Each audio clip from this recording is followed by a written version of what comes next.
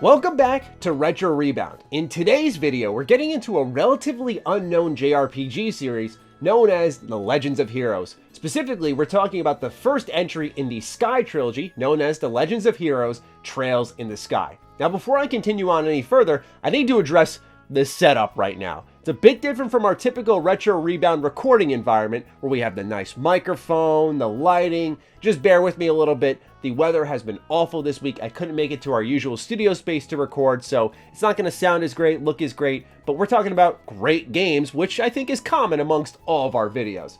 So, before I get into anything at all, I need to make sure it's clear that we're going to be a bit more methodical in this video compared to our usual So I Played for the First Time videos, where we've talked about Chrono Trigger, Final Fantasy IX, Mega Man Zero, where there has always been an assumed familiarity by the audience. And so it's just me talking about my first time playing these classic games that I missed out on and giving my opinion on parts that I think are worth talking about. Whereas for the Trails series, since I really understand that this one isn't as popular, I want to explain what it is, what it's a part of, why it's actually a pretty important game series, and then, as per usual, get into my thoughts in spoiler-free fashion unless we distinguish otherwise. So if you're new here and you're looking for more retro reviews, you're in the right place. Consider subscribing. Now, let's talk about the Trails of series, specifically the first entry of Trails in the Sky. Okay, so first off, I need to just say that I'm talking to two different audiences right now, and sometimes I'll be talking straight to the Trails audience, sometimes I'll be talking to people who don't even know what this game is. And I know it won't intermingle all that well, and it'll sound like I'm over-explaining myself a lot to one side or the other. What I mean by that is, Trails is effectively the MCU of JRPGs. You know how Marvel loves to interweave these storylines and everyone is here and they're all meeting up? That's what Trails effectively builds up to across about like 9, 10 or so JRPGs that are full-on games with lots of writing and storytelling and great combat. This series is immensely impressive as a whole. It's a real testament to attention to detail in writing, and it all began in 2004 with Trails in the Sky. This comes from developer Nihon Falcom, who's responsible for this series. They're still active to this day, and in fact, they're bringing back some of the older Trails games like Zero and Azure to modern consoles, which is exciting because that would follow the release order where after the Sky trilogy came out, then we had Zero and Azure. But yet they have yet to bring Trails in the Sky as a trilogy to modern consoles. It's only available on PC, and you can get it on PSP if you want, as well as Vita, but then you're just buying the inferior version. Why is that? Well, on PC, there's this thing called Turbo Mode, which is famous in the Trails franchise, but you may never have heard of it. Think of a game going into fast forward whenever you press a button. So combat animations speed up, general battle flow will speed up. So if you're fighting a bunch of mob enemies, you can fast forward through all of this so you don't have to sit there and grind mindlessly and extend your game hours. What's hilarious is these games end up being 40 to 50 hours a pop, even when you're using this turbo mode. So that mode, which is very vital to the pacing of Trails, is included in the PC version, but it's not in the PSP version. There's also differences in translations and bits of writing that aren't going to be in the PSP version, which I think this game feels better on, and it's why we don't have a physical box copy like we usually do in these videos. So I would recommend taking the PC route, but effectively all of these storylines build off of each other, and there's even moments as someone who's played Trails of Cold Steel, the series available on PS3, Vita, and now PS4, as well as Switch, that you can see happening in the Trails in the Sky series. It's phenomenal writing. So hopefully that's a too long didn't read on the immense size of this franchise and just how it's crazy, it's unknown. It's really games that are built specifically for their fans. It's so impressive. So now with that primer, let's talk about Trails in the Sky and why I've really found myself enjoying this series a ton. Now, I have to admit, I'm surrounded by a lot of Trails fans in my life, and I have been sold a lot of promises on how this game continues to deliver. What I want to make people aware of first and foremost, and Trails fans will know what I'm talking about here, is these stories always demand your patience, okay? Think of how Sifu, a FromSoft game, you kind of get beat over the head and you're like, why are you doing this to me? And then finally on the other side, there's an appreciation because you understand it. You get why they were doing all this. The Trail series is that, but with storytelling. Throughout my first entry with Trails in the Sky. And this isn't my first rodeo with Trails. I've played Cold Steel 1, 2. I played a little bit of 3, but stopped and went back to Sky because apparently that's the best order to play in. But when I'm playing Sky, I'm having to do some of these menial objectives, and I'm going, why do you want me to do these types of things?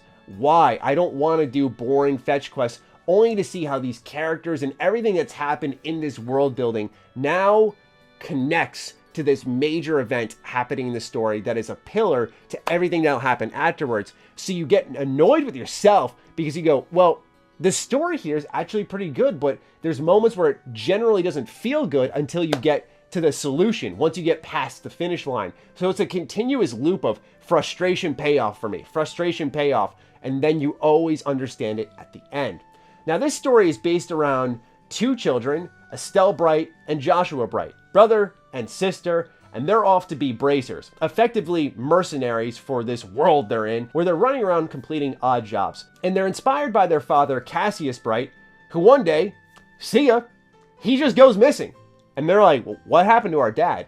And so they eventually go on a journey across all these lands, and it's a lot of lore and world building as you just go from town to town to town, doing these side quests and building up effectively the world space that this entire trilogy is going to take place in. Like, that's what Trails is about. They will spend an entire first entry in a game just building the world, and of course a main story that are pulling you along, but they'll just spend a whole entry building the world so that in the second entry and the third entry, they don't have to explain a thing to you. They hit the ground running. And as someone who's almost done with the second game, the pacing is mighty different. It's the same thing with Trails of Cold Steel. When you finish Trails of Cold Steel 1, you're like, that was kind of slow. Then you start up Cold Steel 2 and you go, oh my God, this is amazing. They're going so fast now. It plays with your expectations in the most unique way I've ever experienced in a JRPG, because when you think it's being slow, it's actually teaching you an important lesson about the world. There's not one wasted bit of dialogue here, and that's something I appreciate about Trails a lot, because it tests your patience, and if you're really attentive to the detail of the writers, you can absolutely see across the board, they don't waste a line of dialogue. Nothing is said without care. And it's weird because it's such a wordy game. They always are talking to you that you're like, certainly this is BS right now. It's not. That's what's amazing about Trails in the Sky. And so it'll test your patience, but if you stick with it, I think you're in for a rewarding journey. And I won't spoil anything, but once you get to the end, you go, oh, so this is where we're going. It is an immense payoff. I can't say that enough. It's a story about true payoff.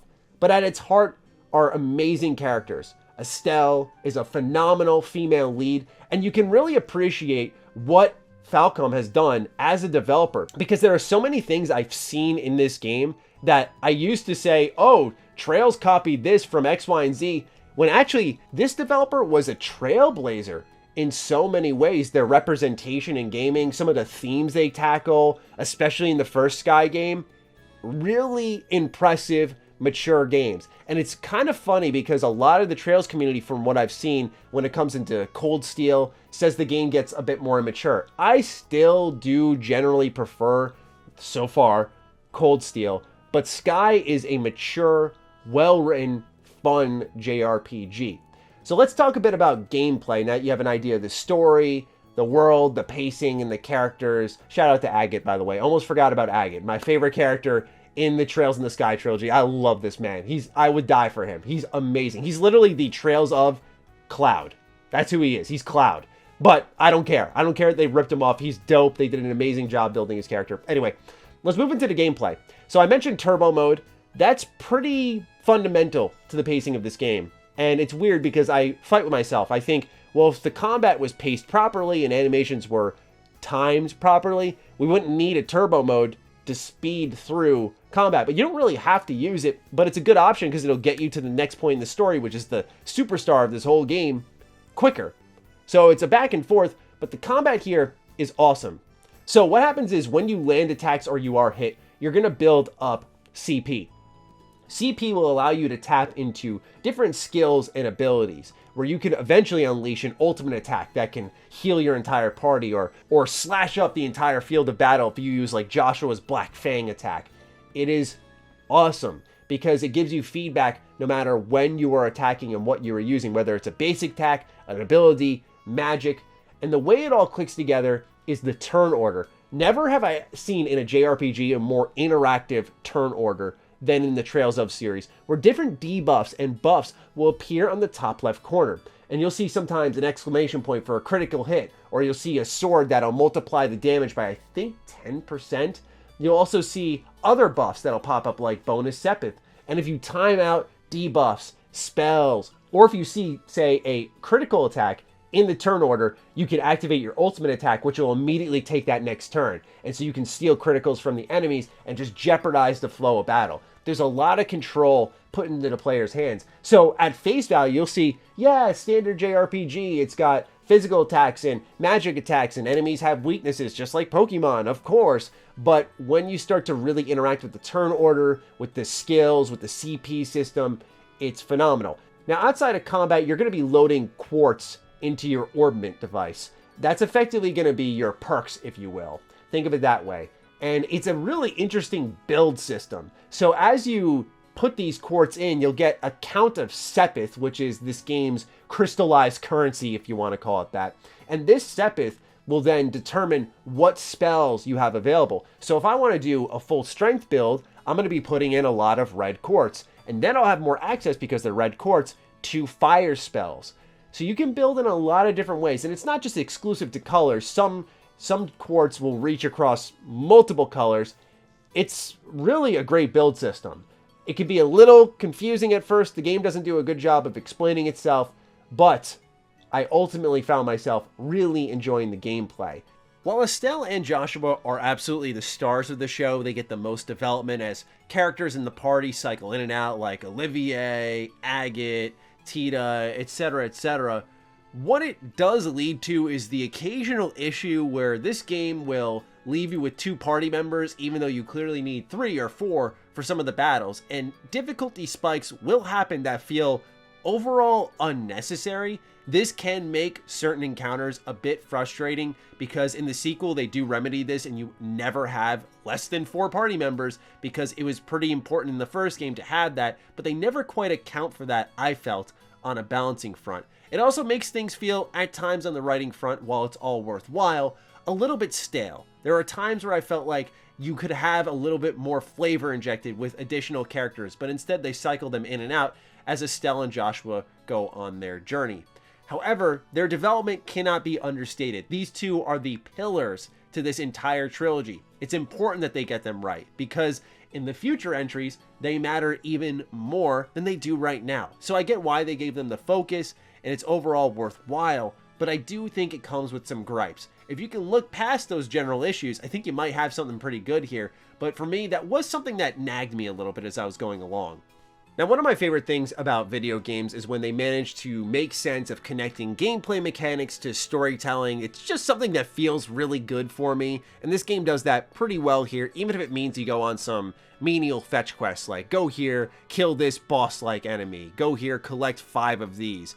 What'll happen is as you complete side quests at the Bracer Guild, your rank will go up, and when your rank goes up, then you'll get certain rewards specific to the Bracer Guild. And as someone who has played almost all of the sequel now by the point of recording this, I can definitely tell you all that it's more worthwhile in this game to go through all of the side content and level up your Bracer Guild rank, because some of the rewards there are super necessary for you to actually succeed, I feel, in fights in a fair manner. Whereas in the sequel, they do a better job balancing things where you don't have to worry as much about it. Still, I thought this was an underrated aspect of the game. Another underrated aspect I want to really shine some light on is the graphical style. It's not quite 3D, it's not quite 2D.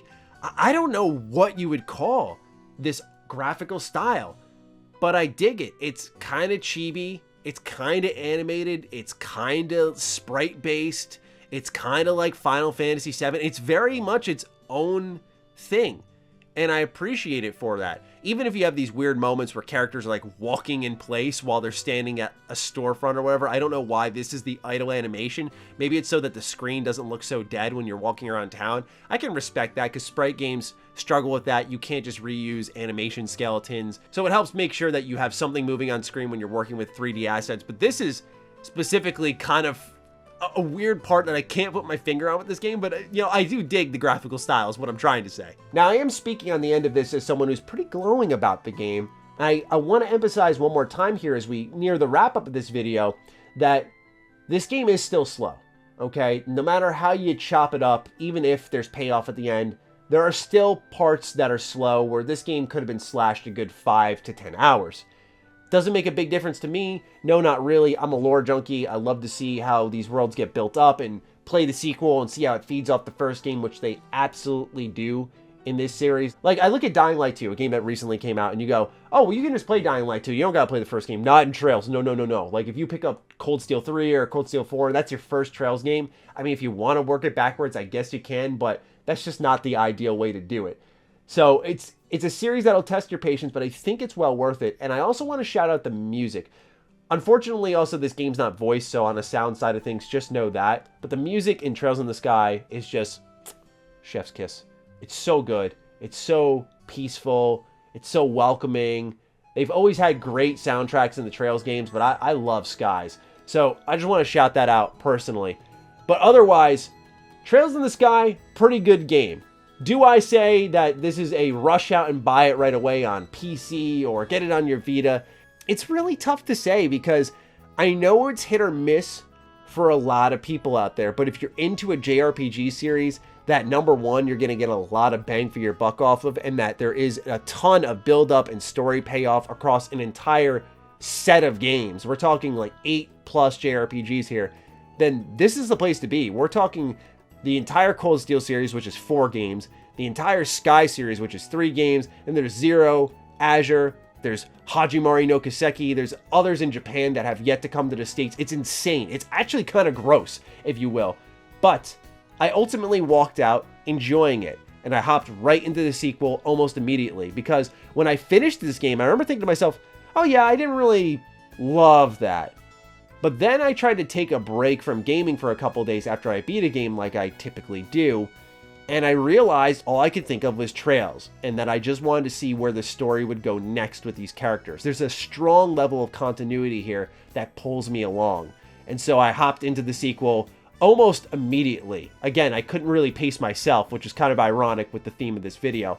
So it's a game that, if you can get on sale, I think it's worth a try. It's a nice classic JRPG, and if you look at it through the lens of, hey, this is a 2004 game, I think you'll be very impressed with some of the things that Nihon Falcom has done. Anyway, to those of you who know nothing about Trails, thank you for bearing with me and watching this whole video. I do genuinely appreciate you, because I'm sure a lot of it may have been tough to follow, but I hope with my commentary and the gameplay on real display here, you can kind of see what this series is all about. To those of you who are Trails fans, you're welcome. I'll put your game on the map. You can thank me later when this video is mad popular. Anyways, I'm kidding. With that, ladies and gentlemen, take great care of yourselves, and I'll see you in the next Retro Rebound.